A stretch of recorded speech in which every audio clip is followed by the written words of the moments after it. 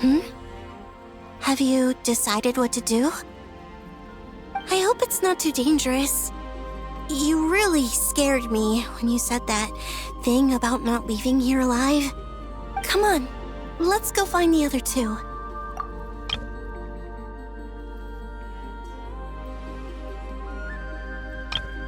I hope it's not too dangerous. You really scared me when you said that thing about not leaving here alive. Come on, let's go find the other two.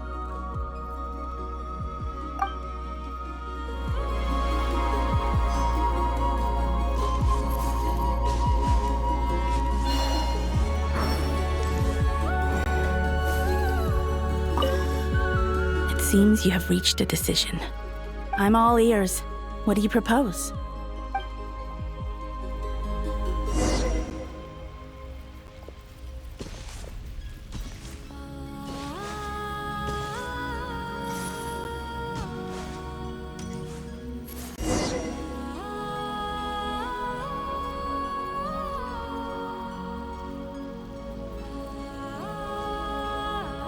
Have you figured it out, Columbina?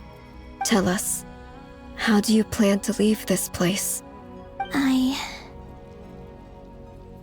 intend to die here, in this moment, and then be reborn in the future with the help of my friends.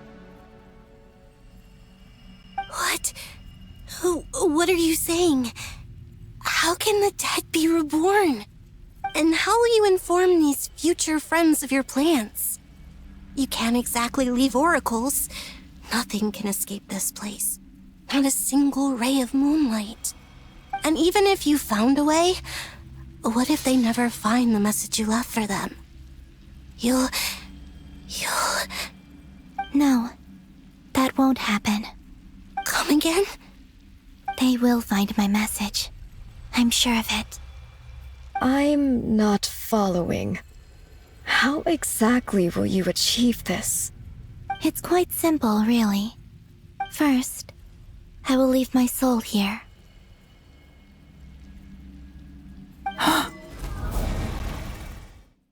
I see it. Your soul? You mean your divinity? Yes. I once left a portion of my soul in the future. One so small that this prison barely noticed anything. In this very moment, she can resonate with my soul across time. When the time comes, I believe that she can serve as an anchor to pull my soul from here back to the future reality. Just as gravity connects the world to the moon. Exactly. In the future, where I came from, the moon has been cast beyond the false sky, but I can still feel that it is there. In a similar way, I can feel a connection to the soul fragment I left behind even now. My friends can use it to detect my presence. But how do you just leave your soul here? Is that even possible? On my way here, I met an ordinary mortal who entered this place long before I did. Her body is long gone, but her soul remains. And before that, I encountered an old enemy whose entire soul survives here intact, while the power that once corrupted his body has faded away. So, perhaps this space is specifically designed to imprison divinity and authority, but not the physical body. Still, even if your body can escape, would it not just be a lifeless husk without the soul inside? Wait, is that what you meant when you said you wouldn't leave alive? Yes. I shall turn my body into moonlight and pour it over Nodcry. That power shall protect the land and quietly blend into it, awaiting my soul's return in the future. However, I cannot do this on my strength alone. I would need your help to do this, so I'm humbly asking for your assistance. Oh, dear sister, you need not be so formal. As I said before, we are but remnants of a bygone age. You, on the other hand, were born alone in that distant future, and you have walked a long and lonesome road since then. How could I bear to let your story end here in this dungeon? Don't forget, we are your sisters, your family.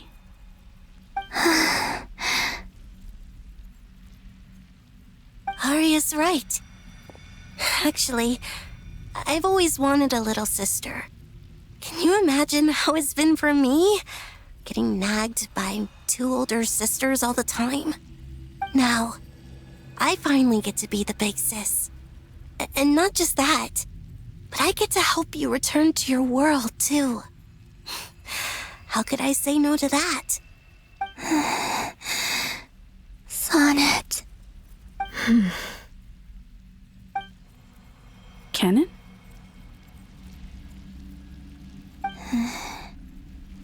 I'm sorry. I know this is a bold request. The Frost Moon is rightfully yours, and it remains intact. Oh, no, please, don't misunderstand me, Columbina.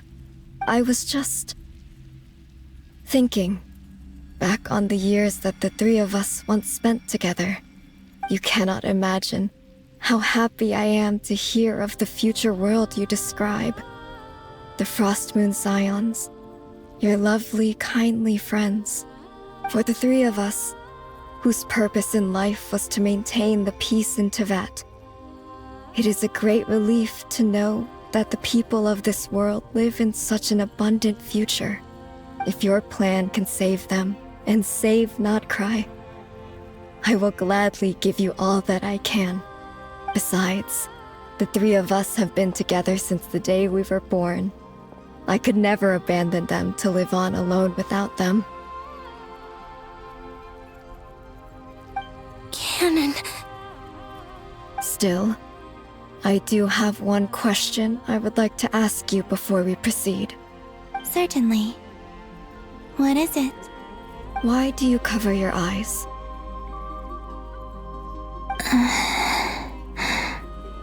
Yeah, I was curious about that too. But it seemed personal, so I didn't want to intrude.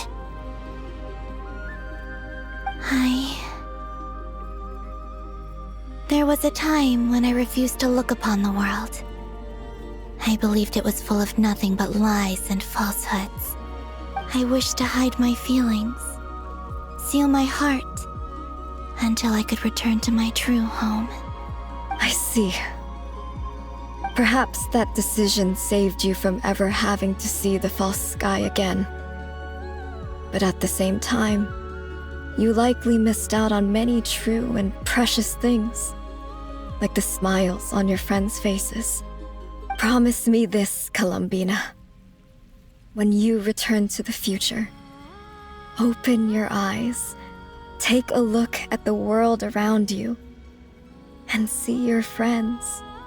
I'm sure that you know this already, given that you long to return, but that is your true home. Give me your hand, Columbina. Arya, Sonnet, you too. Okay. All right.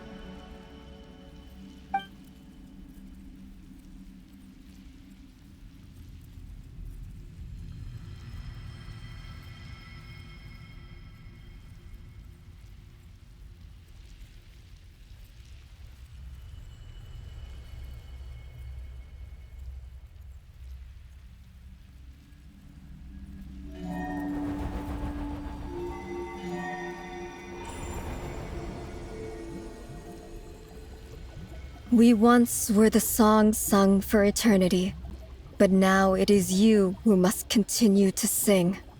We once were the tides in the great river of time, but now we subside, and you arise. We were the messengers of madness and inspiration. But now, the lies have faded, and your truth must endure. We are souls awaiting the sun. You must return to be with those who smile when they see your face.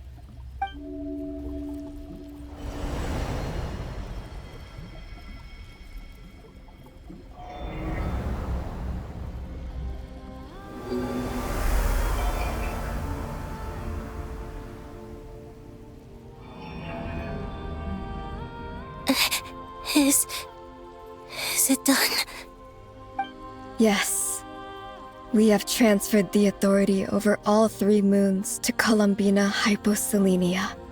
From this moment on, she is the Tri-Lune Goddess, the one and only moon goddess of this world.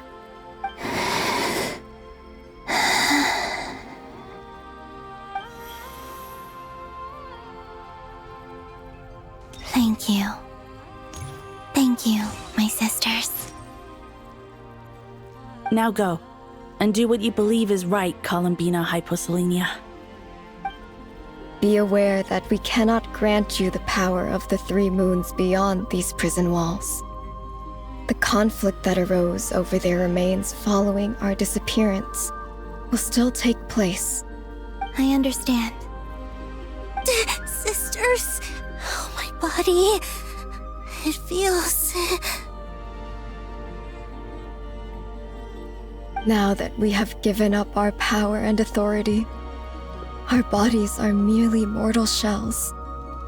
This prison is dissolving them as we speak. It's okay, Sonnet.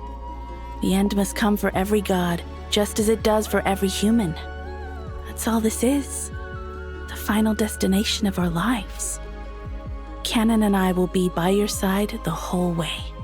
We have one final request, Columbina. Could you use the 3 moons' power to send us back into the real world? Now that we have lost our powers, I doubt this space will seek to hold us further. It's just...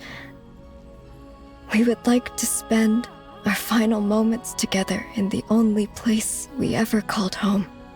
Of course. Gladly.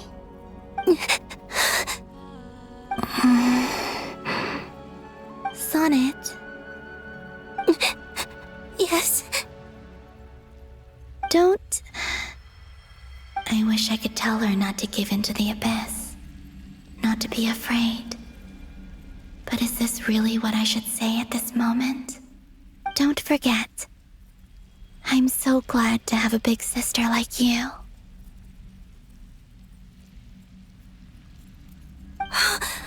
No, Hypo.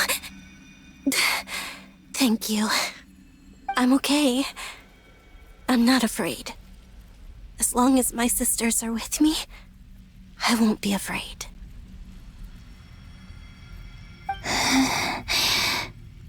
It looks like this is goodbye, sisters. Goodbye, Columbina. Take care of this world in our stead. I will.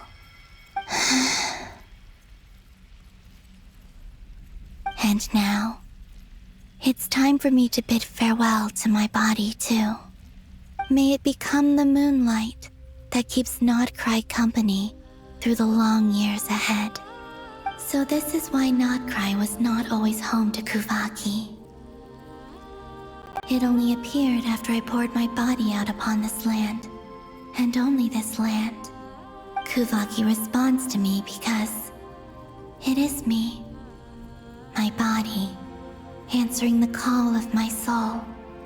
And the golden energy I've encountered on my way here was, in fact, that very soul, which I am about to leave here to guide me.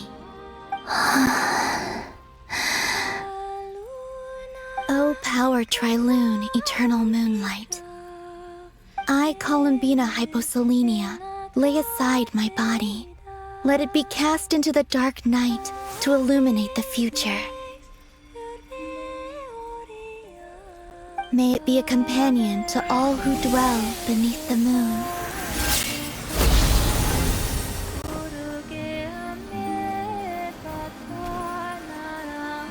Until the time comes for me to return home.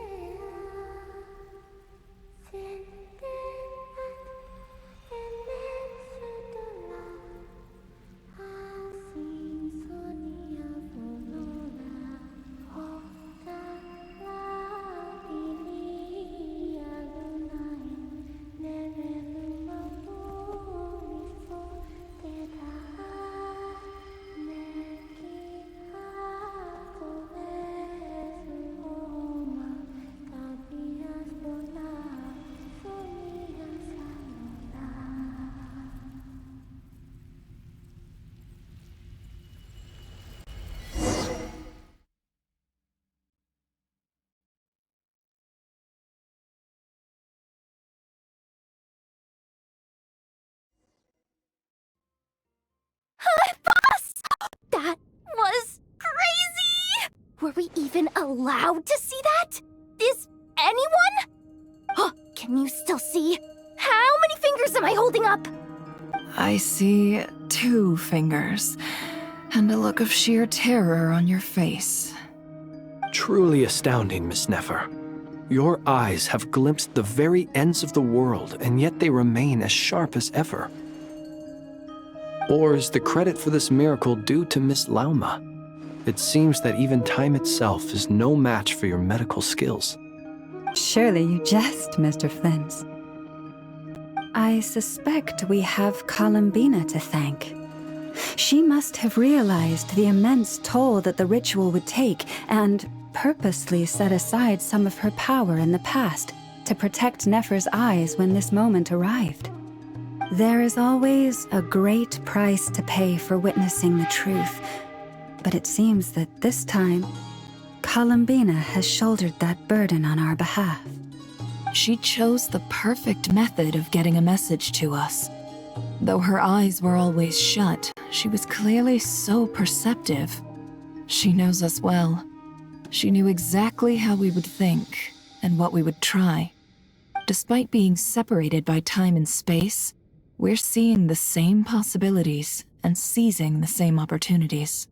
We still don't even know if she's okay right now. But as long as there's a chance we can do something, we'll fight to make it happen. We'll get you back somehow, Columbina.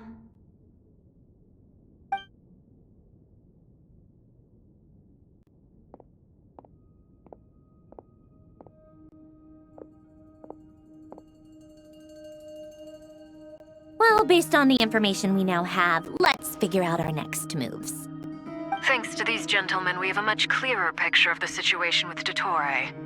The civilian population has been moved to safety, so we no longer need to hold back. Miss Androne, how are the calculations going? So far, so good. I'll keep seeing how far I can push the system, though. Can't have Hatman being powered down for nothing. There's still a long road ahead. Where should we begin?